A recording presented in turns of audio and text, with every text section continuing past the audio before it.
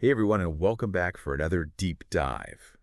Today we are taking a look at something really interesting, alternative health and well-being, especially when it comes to chronic pain. Okay. So the sources we've got for this one are like a mix of personal stories, some statistics specifically from Brazil, and even some like pretty bold comparisons between traditional and alternative healing. Hmm. And the thing is, like, all this stuff kind of brings up this paradox that our sources highlight, tons of people out there are suffering, right? And it Yeah. feels like conventional medicine isn't giving them the whole picture. Right. But then at the same time, they're hesitant to try anything outside of that box. You It know what I mean? it's so true. It really makes you think like, why are we holding on to those treatments even if they aren't totally working? I Yeah, mean, are we really solving the problem or just, putting a Band-Aid on it?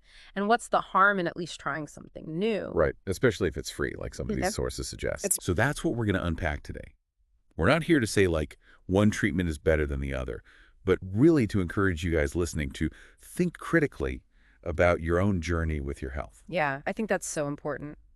So, okay, one of the sources jumps right in with this anecdote about all the suffering that you see expressed on online health forums. Like, people are searching for answers. They're not getting the support they need. Yeah, it's almost like a cry for help. Totally. And it's not just online either. Right. The source brings up some statistics from Brazil that are kind of alarming. Um, Over 1.3 million people a year are impacted by issues within their healthcare system. Wow, that's a huge number. It is. And there's this other detail I found really interesting. Okay. The Brazilian National Council of Justice, so that's the CNJ, they recently changed the language they use. Like, instead of medical error, they now say damage from healthcare services. That's a pretty big shift. Right. Like, it almost feels like they're moving away from blaming individual doctors and kind of acknowledging that there might be some bigger problems at play. Yeah, it's like they're saying the system itself could be part of the problem. Totally. But then it brings us back to that initial thing we were talking about, that paradox. Like, if all this is true, why are so many people still so hesitant to try alternative approaches? I think that's the big question, isn't it? What do you think? Well, the source points to a few things: fear of the unknown, not having enough information, maybe even past negative experiences. Yeah, I can see that for sure. Like, trying anything new can be scary, especially with your health. Oh, absolutely. I've definitely felt that myself. Have you? I mean, have you ever experienced that kind of resistance to trying something new? Oh, yeah, totally. I think it's human nature to kind of cling to what we know, even if it's not perfect. I think you're right, but maybe that's where we need to kind of shift our perspective. Okay, I like that. Is it really this battle of traditional versus alternative, or could they actually work together somehow? That's a good point because the sources do seem to present them as very different ways of approaching pain, like Western medicine, you always hear pain management. Right. Which makes it sound like they're just trying to control your symptoms. Yeah, But then you have these alternative practices that are saying, no, we can actually get to the root of the problem. totally. And that's where it gets even more interesting Uh-huh. because the source talks about these Oriental methods that claim to offer like way faster relief, even completely eliminating the pain sometimes. Hmm. And they even bring up this 100-year-old Japanese methodology that's all about getting to that root cause. The 100-year-old method. Wow, that's fascinating. I know, right? So tell me more about this. How does that approach actually differ from like the typical pain management stuff we hear about? So one of the key differences is how they view the body.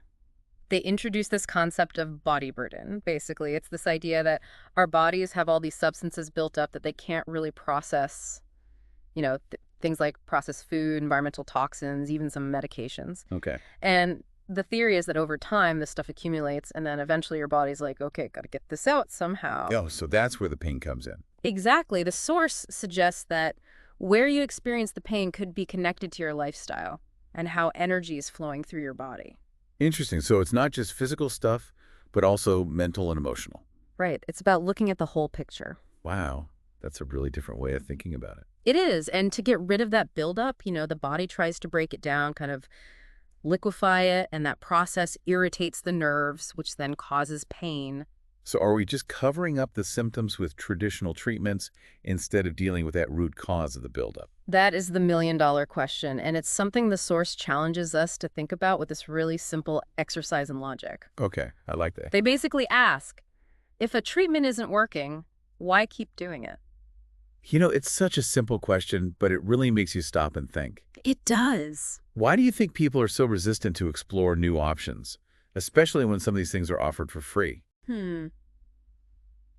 I think it's probably a mix of things, right? Maybe some pride, some skepticism, fear of being disappointed, or even just the comfort of sticking with what?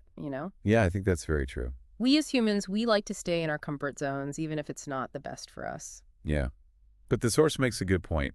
Trying something new doesn't have to mean rejecting everything we already know. Right. It's about being open to different possibilities and seeing if maybe there's a better way. Absolutely. And speaking of different possibilities, the source also touches on the legal side of healthcare choices, specifically in Brazil. Oh, interesting. They mentioned this right to autonomy and informed consent, which seems pretty basic. Yeah. But then they get into this concept of PICS, which stands for Integrative and Complementary Practices in Health, Okay. and how it's recognized within their Unified Health System, or SUS. So they're actually incorporating alternative practices into their mainstream healthcare.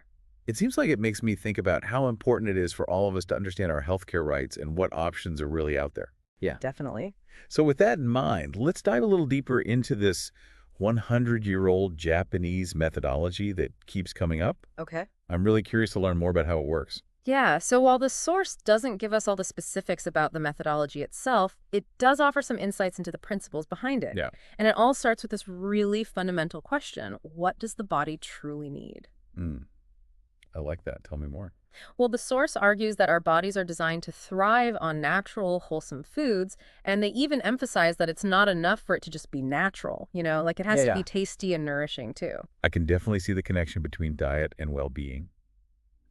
But how does this Japanese methodology actually use food to address pain specifically? So the idea is that anything beyond those basic needs, like artificial ingredients, processed food, environmental toxins, all that stuff, Yeah. it creates a burden on the body. And as we discussed earlier, that body burden can eventually lead to pain. So it's all about going back to basics, giving our bodies what they truly need to function properly. In a way, yes, but it goes beyond just the physical stuff.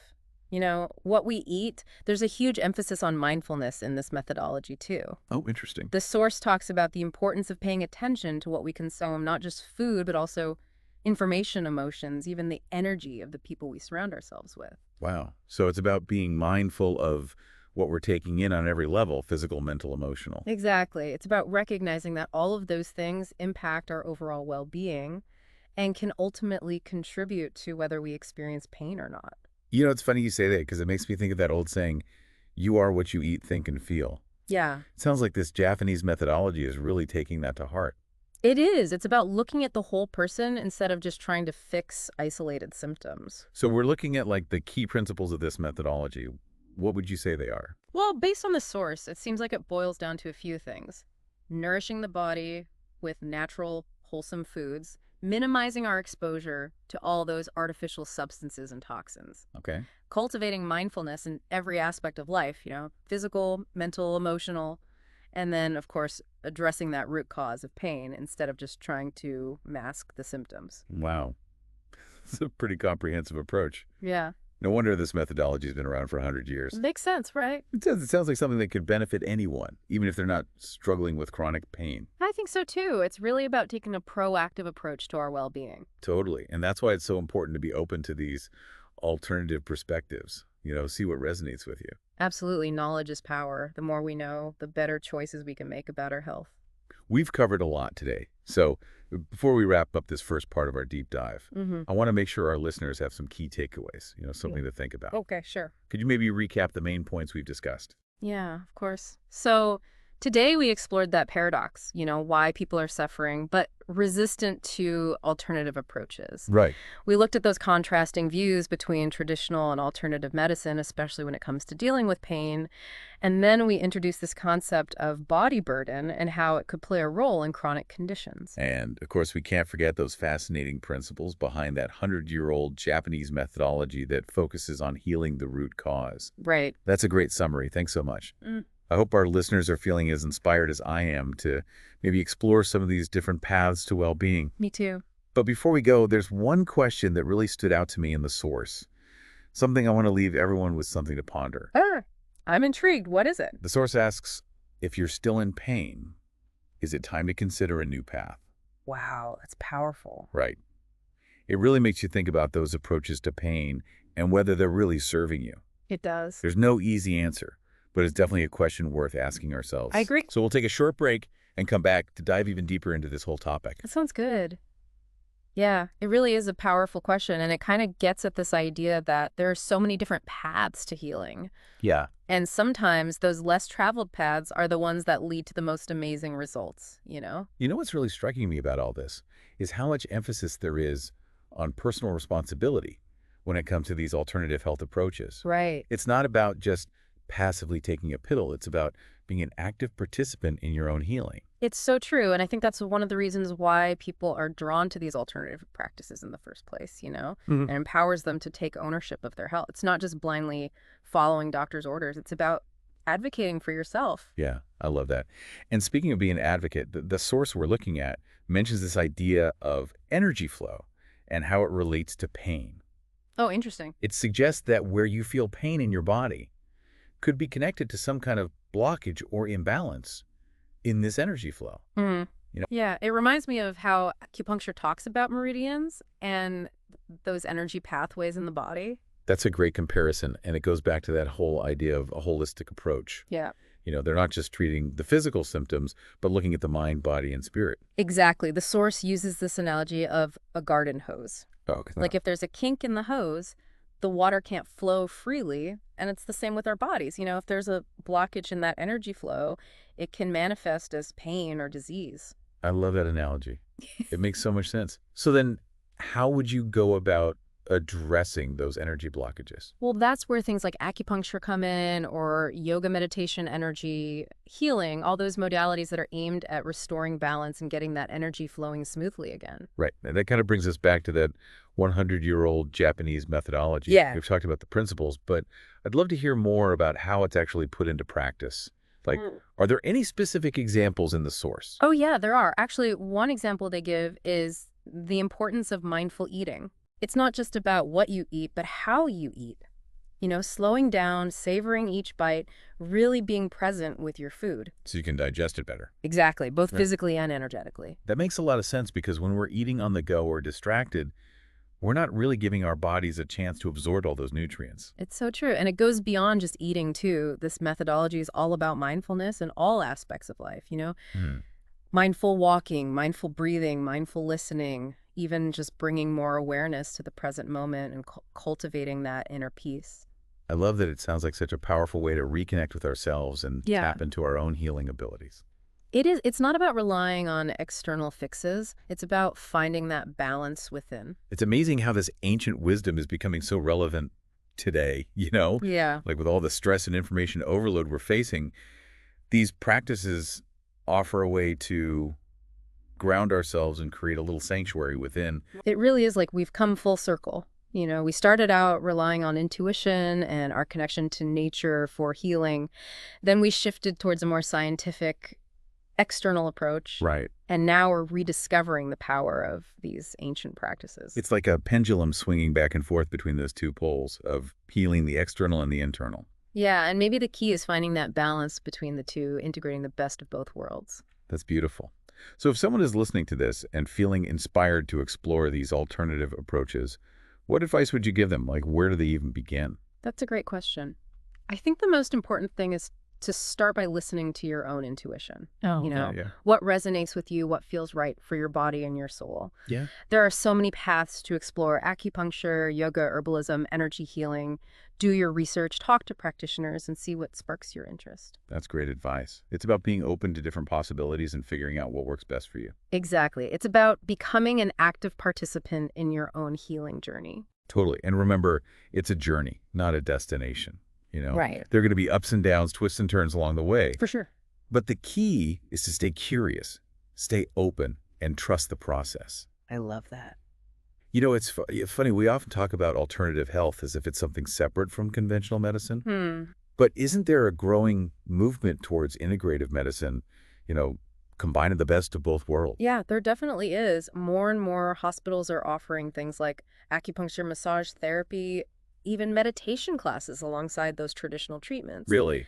It's a recognition that these modalities can really support overall well-being. That's encouraging. It Yeah. shows that there's a shift happening in how we view health and healing. For sure, it's not about choosing one side or the other. It's about embracing a more holistic, integrated approach. And ultimately, it's about empowering individuals to make informed choices about their own healthcare, Exactly. Yeah. recognizing that each person is unique and what works for one person might not work for another. Right. The key is to find what resonates with you and advocate for your own needs. You know, as we're talking about empowering individuals, I keep thinking back to that legal framework in Brazil. Oh, yeah. The fact that they recognize PICS within their SES is a pretty big deal. It is. It shows a willingness to embrace these alternative approaches and make them accessible to more people. And it reminds us that the legal landscape around healthcare is constantly changing. You know, Yeah. what's considered alternative today could be mainstream tomorrow. That's a good point. It speaks to this larger shift that's happening in our collective consciousness. We're starting to question the old paradigms, challenge the status quo, and demand more from our healthcare system. Yeah. And it's not just about finding treatments that work, but preventing disease in the first place. Absolutely. And I think a lot of that comes down to being more proactive about our health needs, making conscious choices about our diet, our lifestyle, how we manage stress, our overall mindset. It's about empowering ourselves to be active participants in our own well-being. Exactly. It's about becoming the architects of our own health destiny. I love that. And I think that's where alternative health really shines. It gives us the tools and knowledge to make those choices and create a life that nourishes our mind, body, and spirit. It does. As we wrap up this part of our deep dive, there's one more thing I wanted to touch on that I think is super important. That's true. And that's self-compassion. Yeah. When we're struggling with chronic pain or any health challenge, it's easy to be hard on ourselves. It's true. We blame ourselves for getting sick or feel like we're not doing enough to get better. Self-compassion is so crucial. Healing is not a linear process. Right. There will be setbacks, there will be challenges, and it's important to be kind to ourselves during those times. Yeah. It's about recognizing that we're doing the best we can with what we have. And remembering that we're not alone in this. Yeah, there are so many people out there dealing with similar things. And there's a whole community of support available if we're willing to reach out. Absolutely. Sometimes just knowing that you're not alone can make all the difference. It can give you the strength to keep going, to keep exploring and believe in your own ability to heal. It really can. So let's take a moment to acknowledge the incredible resilience of the human spirit. Yeah. Yeah. Our ability to heal, adapt, overcome challenges, it's amazing. It is, and I think it's important to celebrate those victories big and small along the way. I agree. Every step forward, every moment of relief, every little glimmer of hope, it's all worth celebrating. That's a great way to put it. So to all our listeners out there who are on their own healing journeys, we see you, we honor you, and we believe in you. We do. You are not alone. It's really amazing to see how much knowledge is out there about all this stuff. It is. Like, we've explored so much in this deep dive, from those personal stories of suffering to those statistics about healthcare systems, and then those comparisons of conventional pain management with the ideas behind alternative healing. And through it all, we keep coming back to this theme of empowerment, you know? Like, as individuals, we really do have the power to take control of our own well-being. Totally. It's not about just accepting what we're told, but really seeking out information, asking those tough questions, and making choices that feel right for us. Exactly. Which brings us back to that question we left everyone with. If you're still in pain, is it time to consider a new path? It's a question that really makes you think about whether you need to step outside that comfort zone. It does, and it's not about ditching everything we know or like rejecting conventional medicine altogether. Right. It's more about being open to different possibilities, expanding our understanding of what healing can actually look like, and finding what works for us as individuals. It's like recognizing that there's no one-size-fits-all solution when it comes to health and well-being. Yeah, what works for one person might not work for another, and it's okay to try different things, to experiment, and see what feels right. Absolutely. And it's important to remember that healing isn't always a straight line, There will be ups and downs, moments of progress, and then maybe some setbacks. Yeah. But the key is to keep going, keep learning, and trust in your own inner wisdom and that ability to heal. One thing that really stuck with me from this whole deep dive is that concept of body burden. Oh, yeah. Like, our bodies are constantly trying to process and get rid of all those things we're exposed to every day. It makes you think about all those little choices we make, doesn't it? It does, like the food we eat, the Wow. products we use, the environments we're in. And it really highlights how connected our physical health is to those choices, our Yeah. environment and our lifestyle. It's a good reminder that we actually have more control over our health than we think. We do, and that even small changes can make a big difference. Absolutely. And it's not about being perfect. It's Yeah. about making those gradual changes that we can actually stick with and that support our well-being. It's about finding that balance where we feel good, energized, vibrant, and alive. So to all our listeners out there, we encourage you to keep exploring, keep learning, and don't stop asking questions. Don't be afraid to challenge the status quo. Think outside the box and embrace the power you have to create a healthy life. And remember, you're not alone on this journey. There are so many people out there who are passionate about these alternative paths to healing. Right. Reach out, connect, and share your experiences. We'd love to hear from you guys. Share your thoughts, your questions, your own stories in the comments below. And until next time, keep diving deep.